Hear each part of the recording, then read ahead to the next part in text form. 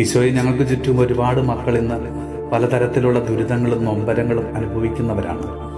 അവരെല്ലാം ഞങ്ങളിന്ന് സമർപ്പിച്ച് പ്രാർത്ഥിക്കുന്നു.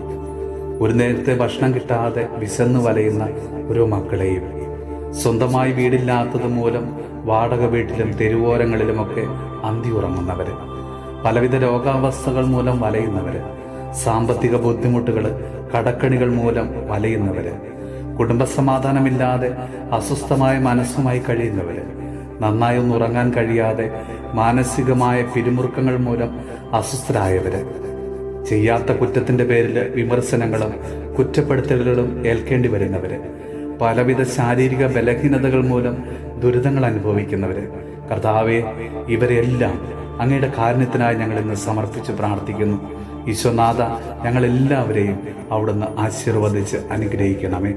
നമ്മുടെ കർത്താവ് ഈശോ മിശിഹായുടെ കൃപയും പിതാവായ ദൈവത്തിന്റെ സ്നേഹവും പരിശുദ്ധാത്മാവിന്റെ സഹവാസവും പരിശുദ്ധ അമ്മയുടെയും വിശുദ്ധ യോസേപ്പ് പിതാവിന്റെയും മാധ്യസ്ഥവും വിശുദ്ധ കുരിശിന്റെ സംരക്ഷണവും നമ്മളോടും നമ്മുടെ ഭവനത്തോടും നമ്മുടെ ഇന്നത്തെ എല്ലാ പ്രാർത്ഥനാ നിയോഗങ്ങളോടും കൂടെ ഉണ്ടാകുമാറാകട്ടെ, ഇപ്പോഴും എപ്പോഴും എന്നേക്കും. ആമേൻ.